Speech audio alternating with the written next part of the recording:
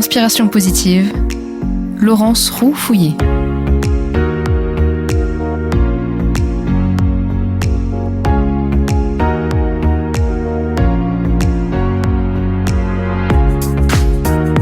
Bonjour, je suis heureuse de vous retrouver sur l'antenne de Fréquence Protestante pour cette nouvelle édition d'Inspiration positive. Vous le savez, notre ambition dans cette émission est de vous distraire ou de vous étonner, tout en vous aidant à aller mieux ou à transformer un peu votre vie, mais toujours de manière positive. Car Inspiration positive, c'est l'émission qui vous veut du bien. Une émission qui respire, le bien-être, le mieux vivre, mais qui traque aussi pour vous les nouvelles tendances, recense les expériences enthousiasmantes et vous souffle les bonnes idées et les conseils qui rendent votre quotidien ou votre environnement plus agréable. Le réchauffement climatique, la transition énergétique et la raréfaction des ressources naturelles sont autant de sujets qui s'invitent dans notre quotidien. Nous sommes de plus en plus attentifs à notre manière de consommer, bio, local, recyclé, et certains s'engagent désormais dans une démarche minimaliste, une discipline qu'ils appliquent à l'alimentation, aux déplacements et à tout acte de consommer ou pas. C'est le cas de notre invité qui va nous guider si l'on veut nous aussi devenir minimaliste. Bonjour Géraldine Rémy. Bonjour Laurence, merci pour l'invitation. Mais je vous en prie, alors c'est de la Belgique que l'on vous entend aujourd'hui. Vous êtes l'auteur de 2 ouvrages, donc l'un consacré au minimalisme et l'autre à l'éco-anxiété. On parlera peut-être aussi un petit peu de ce thème, même si c'est pas notre sujet aujourd'hui. Et à travers lesquels vous nous racontez à la manière d'une envoyée spéciale comment vous êtes devenue une licorne, puisque c'est le titre, enfin en tout cas qu'on retrouve dans vos 2 livres, donc en faisant du minimalisme un art de vivre. Alors le premier qui est évidemment un clin d'œil à Tintin, vous n'êtes pas belge pour rien, qui s'appelle voilà les secrets de la licorne, et le deuxième qui est sorti plus récemment, qui s'intitule Qui veut la peau de la licorne. Ces 2 ouvrages sont parus aux éditions Care, K-E-R. Alors, pour commencer et pour éclairer nos auditeurs, pouvez-vous nous dire ce que c'est qu'une licorne ? Oui, tout à fait. C'était un clin d'œil à un groupe Facebook, en fait. Au tout début de ma démarche, je cherchais un peu les informations là où je pouvais les trouver, donc dans des livres, dans des émissions, dans des documentaires. Et puis un jour, je suis tombée sur un groupe Facebook, Gestion budgétaire, entraide et minimalisme, qui donnait de nombreuses astuces pour consommer autrement. Et en fait, j'ai été intégrée dans ce groupe et tous les membres s'appelaient mutuellement les licornes. C'était une façon de donner de la bonne humeur et puis aussi de donner un symbole haut en couleur à toute cette démarche de remise en question et de recherche d'alternatives. Alors c'est effectivement le ton qu'on va retrouver tout au long de votre livre parce qu'il y a beaucoup d'humour et moi je trouve que c'est intéressant d'avoir cette démarche à vous nous raconter vos déboires dans cette recherche, dans cette quête alors du mieux consommer on va dire en général et puis on va voir justement à quel domaine vous l'avez appliqué, cette meilleure façon de consommer, de réduire votre impact, de réduire votre consommation et ce côté humour ça permet de prendre les choses d'une manière dédramatisée. Est-ce que c'était un élément qui était déterminant pour vous dans la rédaction de cet ouvrage ? Ah oui, tout à fait. Mon objectif, c'était de décomplexer. J'avais du mal à croire qu'on pouvait foncer dans cette démarche de remise en question avec le poids de la charge mentale, de la culpabilité, du perfectionnisme. Cette rigidité ne m'intéressait pas. Et puis, il y a eu un deuxième élément, c'est qu'à l'époque, j'enseignais. Et donc, je donnais cours de français tous les jours à mes élèves et très souvent, je leur racontais mes ratés dans la transition, mes recettes qui avaient foiré. Et il y avait beaucoup de fou rire, il y avait énormément de bonne humeur. Et à un moment donné, je me suis dit, tiens, j'ai l'impression que sous cet angle-là, le message passe beaucoup plus. Parce que du coup, c'était mes élèves eux-mêmes, en fait, qui me disaient, mais madame, pourquoi vous lavez les cheveux avec ces poudres? C'est pas bien un shampoing normal? Et en fait, on avait des discussions qui étaient juste tellement chouettes que je me suis dit, j'ai l'impression que raconter un changement de vie sous cet angle de l'imperfection et de la recherche, parfois inefficace, parfois beaucoup plus efficace, ça me semblait vraiment une très chouette façon de pouvoir prendre les choses. Alors vous faites effectivement la genèse des différentes étapes et peut-être aussi des différentes prises de conscience que vous avez parcourues dans ce parcours, justement dans ces différentes étapes. Alors vous avez votre compagnon Dimitri, dont il est souvent question, parce que c'est aussi un peu le regard extérieur de quelqu'un qui n'a pas forcément envie de s'y mettre. Vous parlez de transition écologique, il s'agit souvent aussi d'une transition personnelle, individuelle. Donc Oui. parfois c'est votre démarche et on sent que c'est pas toujours forcément la sienne. En tout cas, ce que j'aimerais qu'on reparte justement à l'origine de cette prise de conscience, puisque ça commence chez vous quand vous êtes très jeune. Qu'est-ce qui a créé le déclic? Alors, il y en a eu plein des déclics, mais c'est vrai qu'un des tout premiers, c'était une discussion avec mon grand-père sur la vache folle. Il m'avait fait une blague en fait. Il m'avait demandé, c'était une boutade, il m'avait demandé si j'avais déjà mangé de la vache folle. Et du coup, j'ai imaginé que c'était une sorte de recette, donc vraiment tout à fait innocemment, je lui ai répondu ah non, j'ai jamais mangé de la vache folle. Et puis là, il a eu envie d'un petit peu me cultiver par rapport à l'actualité. Il m'a expliqué ce qui se passait. Et en fait, l'idée que l'alimentation qu'on donne aux vaches puisse les rendre malades, ça m'a semblé tellement aberrant que ma curiosité a été titillée. Et depuis ce jour-là, il y a vraiment eu une porte ouverte sur la condition animale, sur la maltraitance animale, et puis aussi sur l'impact de l'alimentation. Je n'imaginais pas une seule seconde qu'on pouvait mal nourrir les vaches et que du coup, les vaches mal nourries pouvaient nous rendre malades. Ça m'a semblé complètement fou en fait. Géraldine, quand vous avez cette prise de conscience, vous êtes une petite fille encore. Tout à fait, j'avais 10 ans. Ouais. Donc, et finalement, c'est ça qui va amorcer ces réflexions successives. Alors, vous en racontez plein, mais j'aimerais quand même qu'on s'arrête quelques instants sur l'alimentation, puisque vous vous posez les questions qu'on se pose tous sur la manière alors de nous alimenter. Est-ce qu'il faut s'alimenter plutôt bio? Est-ce qu'il faut privilégier le circuit court? Est-ce que le bio qui vient d'autre bout du monde, est-ce que ça a du sens? Quel est l'impact finalement carbone de cette alimentation différente? Vous en parlez aussi également, il y a un impact sur le budget qui n'est pas négligeable. Par quel bout vous avez pris ce problème d'abord de l'alimentation? Alors on passera pas, on pourra pas parler de tous les aspects, mais qu'est-ce qui vous a paru déterminant par rapport à l'alimentation? En 2011, quand j'ai commencé à enseigner, j'en ai profité en fait pour quitter la maison familiale pour emménager dans mon premier appartement. Et en fait, je ne savais pas cuisiner. Et je me suis vraiment dit, bon, ben, quitte à m'y mettre, autant tout de suite essayer de viser une bonne alimentation. Et en fait, j'ai fait des essais-erreurs, je pense, comme de nombreuses personnes. C'est-à-dire que je voulais à la fois mettre dans l'équation la santé et puis bien sûr l'environnement, si c'était possible et si j'y arrivais, si ce n'était pas trop contraignant. Et puis effectivement, le budget. Parce que ma première erreur, ça a été ça, c'est de me dire, ah ok, l'alimentation bio est peut-être meilleure que l'alimentation non bio. Eh bien, je vais manger entièrement bio.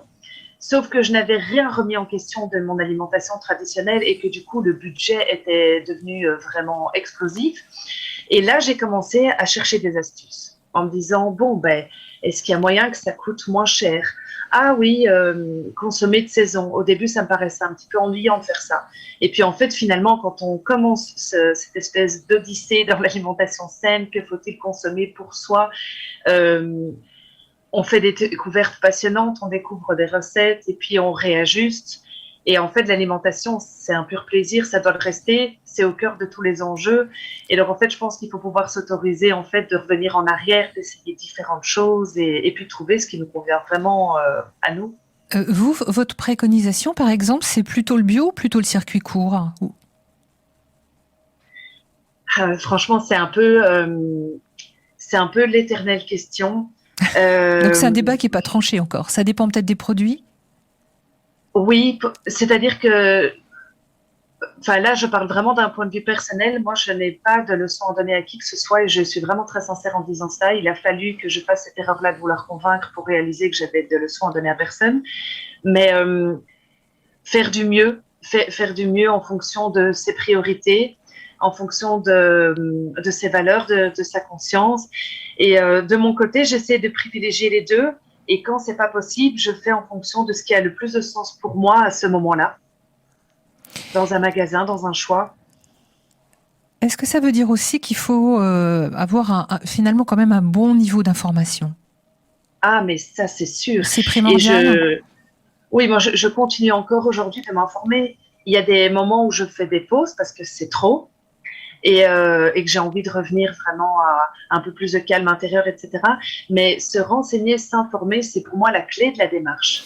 Alors, on en parlera dans la deuxième partie de l'émission parce que dans justement la deuxième partie de votre livre, vous passez en revue un certain nombre de thèmes qui touchent alors non seulement à l'alimentation mais à la consommation en général. On peut parler des produits cosmétiques, la garde-robe, les biens de consommation. Et à ce moment-là, vous suivez aussi les préconisations d'un certain nombre d'experts dans ce domaine. Oui. Vous avez parlé tout à l'heure de la culpabilité. Moi, je suis toujours un peu inconfortable avec ces sujets. On parle du minimalisme, donc l'idée, c'est d'aller aussi vers plus de simplicité. Comment faire pour ne pas tomber dans la secte ni dans l'ostracisme? Oui, c'est vraiment une très bonne question. Se donner du temps et s'autoriser à faire un va-et-vient entre ce qui nous semble idéal, vers où la société a l'air d'aller, de tendre, et en même temps revenir régulièrement à soi et à ce qui est très important. Par exemple, le minimalisme, on va en parler, mais de mon côté, ça a vraiment été une libération intérieure et je l'ai beaucoup plus vu comme tel, comme un bien-être, que comme une injonction sociétale à consommer mieux, toujours mieux. C'est vraiment parti d'un de mes besoins d'avoir plus de clarté mentale, d'avoir un intérieur plus aéré, plus oxygéné. Et je pense que ce n'est pas du tout égoïste. C'est essentiel aussi que ça parte de soi. C'est comme ça que les changements sont durables. Est-ce que les minimalistes sont des décroissants? Est-ce que c'est un rejet de la société de consommation?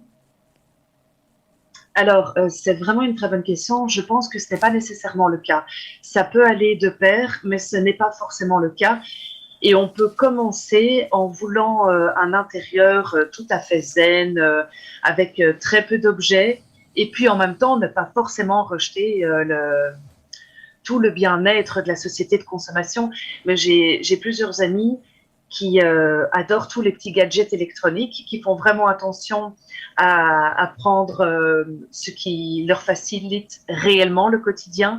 Une de ses amies est maman, par exemple, et elle utilise un robot pour aspirer sa maison et pour la nettoyer. Donc, ce n'est pas quelqu'un qui va considérer que le minimalisme est, par exemple, un retour en arrière. Pas du tout. Voilà, c'était ça ma question. Est-ce que, entre guillemets, alors j'exagère bien sûr, mais on va pas retourner dans des grottes. Je veux dire, il faut bien vivre au milieu du monde dans lequel on est. Voilà, oui, tout à fait. Maintenant, moi, je vous avoue que de façon générale, si je peux éviter d'acheter un gadget électronique et si je peux privilégier une alternative peut-être moins polluante et plus naturelle, je le fais. Mais donc, effectivement, minimalisme n'est pas forcément égal à rejet du confort moderne. En tout cas, on en parlera dans la deuxième partie de l'émission. Ça vous a amené aussi à réfléchir à la manière de vous positionner, souvent au regard des autres, aussi en tant que femme, puisque vous parlez aussi beaucoup, par exemple, de la beauté, les produits qu'on peut utiliser, les produits cosmétiques. Et vous nous avez aussi suggéré cette pause musicale qu'on va faire tout de suite avec un groupe que vous nous avez fait connaître. On en parlera après.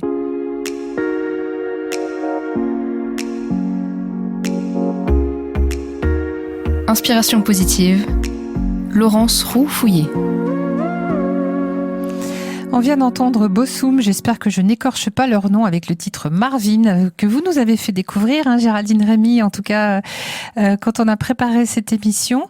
On est ensemble aujourd'hui pour parler de minimalisme à travers votre parcours, qui a été parfois un parcours du combattant, et vos deux ouvrages, et notamment Les secrets de la licorne, comment on devient une personne engagée, responsable, en essayant de faire mieux avec moins. Je voudrais qu'on passe maintenant peut-être à des conseils tout à fait pratiques pour nos auditeurs. On se rend compte que dans nos intérieurs, dans lesquels en plus maintenant on télétravaille de plus en plus, nos intérieurs sont souvent encombrés, on a beaucoup d'objets. Vous m'avez dit être sensible au paysage visuel, c'est-à-dire d'avoir vraiment l'impression d'être dans un environnement, dans un intérieur qui est dégagé. D'utiliser plutôt des objets, que ce ne soient pas les objets qui est une emprise sur nous. Est-ce que finalement la place, le nombre des objets, ça peut être une première étape, c'est-à-dire faire le vide ?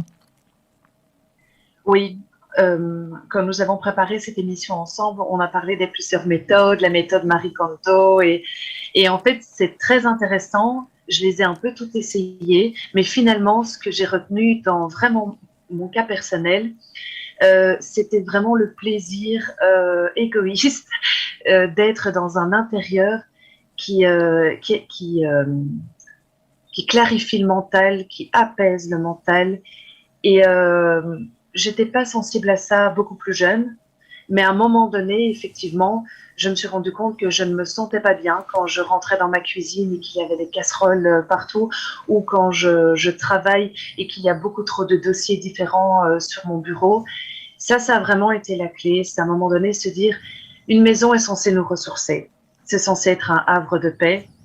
Et à partir du moment où les objets nous volent de l'attention et du temps pour être entretenus, pour être déplacés, pour être nettoyés, je ne voyais plus le sens en fait d'avoir acheté tous ces objets-là. Et donc régulièrement, je faisais le tri en me disant bon ben cette robe, je ne l'ai pas mis ces 3 dernières années. Est-ce que vraiment elle m'apporte quelque chose? Non. Ben, alors je vais m'en séparer. Et puis quand je retrouvais ma penderie uniquement avec des vêtements que j'aimais réellement, que je portais réellement, mais ça m'apportait une satisfaction intérieure et ça a été le moteur de cette démarche. Ce sont des critères qui sont finalement calés sur vous, sur vos envies, voire sur vos besoins, et pas seulement sur la pression de la société. Vous m'avez donné l'exemple aussi des cadeaux, parce que quand les gens vous offrent des objets, ça arrive à Noël ou à votre anniversaire, qu'est-ce que vous en faites ? On ne devrait pas le dire peut-être pour vos amis qui écoutent. Mais non, je suis prête à assumer ça, effectivement. Mais tous mes amis savent que je suis dans cette démarche de minimalisme. Et du coup, quand je leur dis, par exemple, pour mon anniversaire, ne m'offrez pas de cadeau, ou alors un moment avec vous, un restaurant avec vous, et que finalement, ils se sentent quand même obligés de venir avec des objets, ben c'est vrai, je l'avoue, je m'en sépare la plupart du temps. Ça, c'est quelque chose qui est difficile pour beaucoup de gens. Alors, il y a plusieurs niveaux, on va dire. Il y a jeter. Jeter souvent ce qui pourrait encore servir, et je le mets volontairement au conditionnel. Il y a donner, il peut y avoir échanger, vendre. Vous êtes passé aussi par toutes ces étapes ? Oui, tout à fait. Je vends très peu. J'ai tendance à donner en fait. J'ai une maman qui, j'ai beaucoup de chance, est extrêmement bricoleuse. Et donc, tous les objets que je n'utilise plus, eh bien, elle a l'art d'en faire des doudous ou d'en faire des couvertures. Enfin, peu importe ce que je lui donne. Donc, elle les transforme, elle fait du upcycling, comme on dit aujourd'hui. Exactement. Et c'est vraiment une reine pour ça. Du coup, j'ai pas tellement de culpabilité à me séparer des objets qui, de toute façon, n'ont aucune utilité chez moi. Et puis autour de moi, j'ai aussi quelques jeunes filles qui aiment bien récupérer mes produits, qui aiment bien récupérer mes vêtements. Donc en fait, je me sépare tout en faisant quand même gaffe à donner quelque chose de qualité, d'utile et pas d'encombrant. Bien sûr. Ce qui est pas forcément évident. Par quoi on pourrait commencer? Voilà, si nos auditeurs ont envie de se lancer en se disant bah oui c'est vrai, maintenant c'est un peu trop. Par quoi je pourrais commencer pour essayer d'alléger le poids de mon impact sur l'environnement? C'est vraiment une très bonne question. Rester connecté à son fort intérieur. Tous les changements que j'ai entamés par culpabilité n'ont pas été durables. D'accord, donc ça c'est un bon indicateur, bravo. Oui, apprendre à se connaître et je pense qu'à partir du moment où on apprend à se connaître, on achète de toute façon moins. On est moins influençable, on est moins perméable aux publicités. Et donc à partir du moment où on entreprend cette démarche en se disant j'ai envie de me connecter plus à moi et comment je peux faire ça, j'ai l'impression qu'un tri se fait d'office. Et j'ai écrit un livre, mais j'adore lire les livres des autres aussi. Et donc, je cite volontiers tous les autres livres sur le minimalisme, par exemple les livres de Dominique Leroux. Oui, énorme, qui est vraiment, je pense, la première à avoir parlé du minimalisme et de la simplicité. Moi, elle ne m'a pas du tout complexée. Elle est un peu extrême dans sa philosophie, mais je voyais ça comme une graine d'inspiration. Et pareil avec tous les autres livres sur le minimalisme, on parlait de Marie Kondo tout à l'heure, et bien finalement, lire pour s'inspirer et voir ce que ça fait résonner en nous et y aller petit à petit sans se mettre de pression. Par exemple, l'idée de se séparer d'un objet par jour, c'est très chouette si ça nous appelle, mais si ça nous culpabilise et ça nous donne l'impression de ne pas y arriver, ben alors ne pas du tout privilégier cette méthode et faire à son rythme. Oui, parce qu'en préparant cette émission, j'ai regardé, il existe des challenges. Je vous en avais parlé d'ailleurs. Par exemple, le premier jour, on se sépare d'un objet, le deuxième jour de 2, le troisième jour de 4, et puis on multiplie ainsi par 2 tous les jours pour se retrouver, je crois, à la fin du mois, c'est considérable avec 460 objets qui ont quitté notre foyer. Vous faites état aussi dans votre livre d'un Japonais qui s'est séparé de 95% de ce qu'il possédait et il déménage quasiment avec rien. Là, ça fait un peu peur quand on voit ça. Ça paraît immense. Ça peut faire peur. Personnellement, je pourrais aussi le voir comme un jeu. Ça dépend un peu de mon état d'esprit. Si on le voit comme un jeu, ça peut être super chouette. On a l'impression d'avancer, on a l'impression de tendre vers un objectif qui nous fait plaisir. Et alors là, c'est très chouette. Mais effectivement, si on le fait dans une ambiance un peu de mal-être et qu'on se met la pression, c'est sûr que c'est pas la bonne démarche. Sur le changement des habitudes, vous dites ça commence par des petites choses, ça oblige à repenser un peu le quotidien. Vous citez par exemple un exemple, vous dites que quand vous allez dans une parfumerie ou dans une pharmacie, on veut vous donner un échantillon de quelque chose, systématiquement vous le refusez ? Ah oui, systématiquement. Ça encombre mon mental. Et puis en plus, au fil des années, à force d'avoir fait ces essais-erreurs que je partage dans mes livres, mais je commence à bien me connaître et en fait, je vois très vite quand un produit ne me convient pas. Et d'ailleurs, très souvent, si un produit a un échantillon, c'est qu'il ne me convient pas parce que je fais de plus en plus moi-même et je simplifie. Mais de nouveau, je ne simplifie pas par injonction sociétale, ou plus en tout cas, mais je simplifie parce que j'ai envie de simplifier et que j'aime vraiment pouvoir simplifier au maximum mon quotidien. Ça me donne l'impression que l'énergie circule de plus en plus. C'est ça un peu l'idée, c'est qu'avec plus de simplicité, moins d'objets, plus de simplicité, il y a aussi plus de légèreté. Oui, et plus d'espace pour l'instant présent et pour vivre les choses au moment où elles doivent se vivre.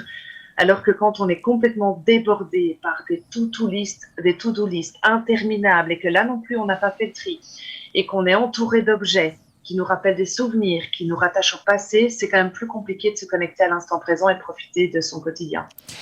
Dans toute cette démarche minimaliste avec les hauts et les bas que vous avez connus et dont vous nous parlez avec humour et bienveillance à la fois, donc notamment dans votre livre Les secrets de la licorne, quelle est pour vous la règle dont vous ne dérogeriez jamais ? Quelle est la chose pour laquelle vous dites non mais ça, il n'y aura pas de retour en arrière ?